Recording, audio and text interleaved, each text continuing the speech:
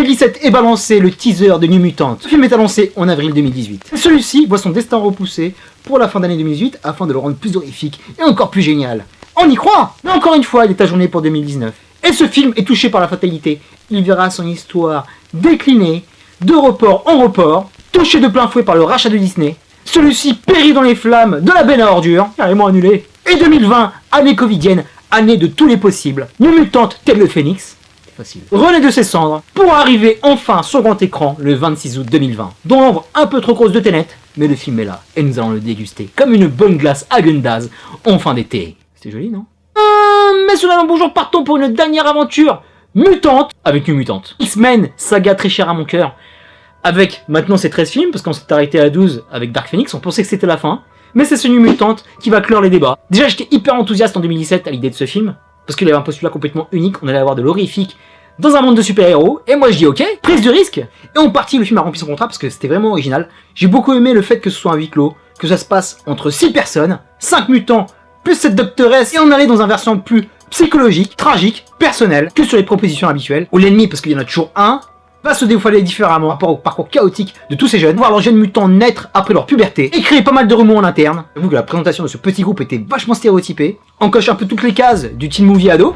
La meuf hyper méchante qui va pas arrêter de te charrier mais qui a bon fond. Le mec beau gosse mais qui est un véritable connard mais lui aussi a quelques faiblesses. La meuf sympa qui va te tendre la main mais qui est elle aussi complètement traumatisée. Et le good guy qui est lui en arrière-plan et qui a l'air de souffrir le martyr. Mais à part ce petit grief, ça fonctionne parce qu'il y a une bonne symbiose entre eux. Le film avance plutôt bien en se basant sur cette héroïne, Moonstar, qui elle aussi a quelques problèmes en interne mais on a du mal à déceler ses capacités mutantes. Et tout va tourner autour d'elle et autour aussi de l'antagoniste, qu'on voit un petit peu trop venir, tu vois. Alors c'était cool parce qu'on voit que les X-Men sont en arrière-plan parce qu'ils sont cités, on comprend directement qu'ils sont dans cet univers, mais en fait ils auraient même pas dû les citer parce que dès que tu prononces ce mot, dès que tu prononces certains blazes, bah t'as l'eau à la bouche. Autant les garder juste New Mutant et montre pas qu'il y a possiblement les autres, parce que quelque part après ça fait cheat, tu vois. T'as un peu goût de dé, parce que ok, tu veux voir un film horrifique, tu veux voir un film aussi avec des super pouvoirs, mais quand t'es fan des X-Men et quand t'es lecteur de Strange comme moi, bah putain t'as envie de les voir. Et surtout quand tu vois ces personnages, quand tu vois le potentiel qu'ils ont et que tu les connais en comics, et ça malheureusement tu l'as pas assez. Surtout que le film est centré sur cette héroïne, mais malheureusement, elle est très mimi, mais elle a du mal à occuper l'écran par rapport aux autres qui sont beaucoup plus doués qu'elle au niveau de l'acting, beaucoup plus doués qu'elle au niveau du charisme, parce qu'il y a des acteurs qui sont assez confirmés, quand je pense à Anya Taylor-Joy, quand je pense à Maisie Williams de Game of Thrones, et quand je pense aussi au petit de Stranger Things qui est très bon, une sorte de jeune Kevin Bacon en plus tourmenté, un peu plus intoxiqué aussi, je sais pas ce qu'il a mais le mec fait un peu peur. On dirait qu'il est ailleurs pour pas dire autre chose. Voilà, ces trois-là sont très bons. Surtout Anya qui va prendre la couverture à elle, parce que c'est elle qu'on va voir un peu plus que les autres. Son univers est magnifique, son pouvoir est excellent. Et dès que je l'ai vu arriver avec son petit accent russe, Ilyana Rasputin, tu sais très bien que c'est la sœur de Colossus. Et ça, t'es en kiff mon pote. Il y en a deux que je kiffe. Rocket, lui le pauvre, tu le vois à peine. Et un autre bordel, Solar, qui chiale du début à la fin. Et ça, c'était décevant aussi, tu vois. Elle Potorose que tu grilles direct, c'est très bien qu'il y a une grosse machination par rapport au lieu, par rapport à la personne qui les soigne. Et c'est là que tu sens que ce film, malheureusement, est sorti trop tard. Parce que c'est un véritable entre-deux avec Logan. Il s'est sorti en temps en heure, t'aurais pu faire le lien, parce qu'il y a un véritable lien entre les deux, que je ne te dirai pas. La première partie est vraiment sur la présentation, vraiment sur la psychologie, vraiment sur tout ce qui ressort par rapport, on va pas dire hôpital, on va dire carrément asile. La dynamique entre les personnages. Et sur la deuxième partie, tu te zarafes un peu plus, c'est un peu plus emmené, il y a une grosse scène d'action sur le final, il y a la mise en avant des pouvoirs de tous ces gamins, surtout ce qu'ils avaient fait auparavant quand ils l'ont découvert, parce que en général, quand un mutant est pubère et dès qu'il déclenche son pouvoir, ça fait de gros dégâts. Là aussi c'est dit, ça me fait penser un peu à Malicia sur le premier, mais à part Magic qui est là pour porter les stockades et se mettre vraiment en avant, et bah les autres sont vachement trop en retrait en fait pour vraiment kiffer, et pour que ce soit vraiment une ambiance de groupe, soit tu fais un film solo, soit tu les prends vraiment peut-être en duo, comme sur Logan avec X23, mais là ça marche pas parce qu'en fait il y en a qui sont vraiment trop en retrait.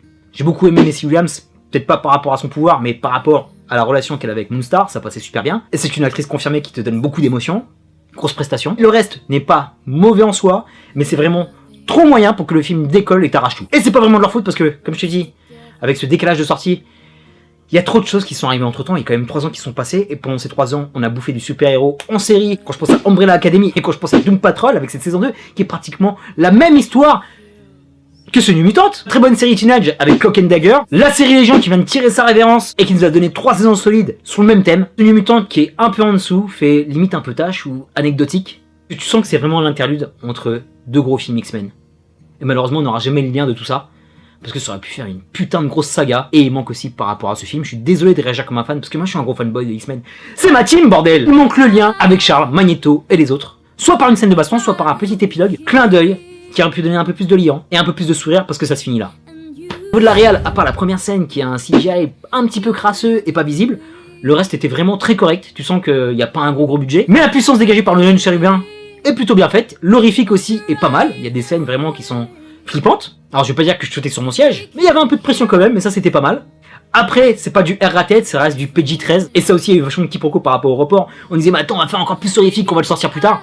Et finalement, tu sens que c'est un film pour la famille. Tu vas le voir, il y a vraiment rien de terrifiant, personne ne sortira traumatisé. C'est de ça qui manque, tu vois, mon pote. Une scène bien gore, qui te marque, et qui donne une signature plus personnelle à ce film, qui est malheureusement, je vais pas dire oubliable, mais il fait partie de la saga, je le valide, dans les X-Men. Et c'est plutôt un spin-off plus que correct, mais ça va pas au-delà. Car celui-ci n'est pas assez armé pour atteindre les meilleurs de la saga des stars du X. Sans se hisser au sommet de la pyramide des X, ce petit X-Men a le mérite d'exister, on n'y croyait plus et finalement il est là, et ça c'est plutôt sympa. Un spectacle honorable, avec un chouette frisson, de la bonne psychologie pour jeune ado, je ne l'ai pas dit mais aussi encore le traitement de la différence, avec toujours en arrière-plan cette vision politique de la différence entre êtres humains, qui malheureusement passe trop vite, un peu comme un épisode de série. On n'a pas eu le temps de s'émouvoir, on n'a pas eu le temps de kiffer tous ces personnages, pour souffler un véritable vent de fraîcheur, d'autres œuvres super-héroïques nous ont donné entre temps. Et bah fallait sortir aux dates prévues, c'est comme ça, c'est d'autres fautes, ou de la faute de Disney. Bienvenue sur New Mutant, je te dis à très bientôt pour les prochaines vidéos, d'ici là porte-toi bien, merci pour tes likes, tes partages, tes commentaires. Est-ce que tu as vu New Mutant? Qu'est-ce que tu en as pensé? Mets-moi en commentaire un petit big up à ton X-Men préféré. Je te rends magnifique. Peace, love, X.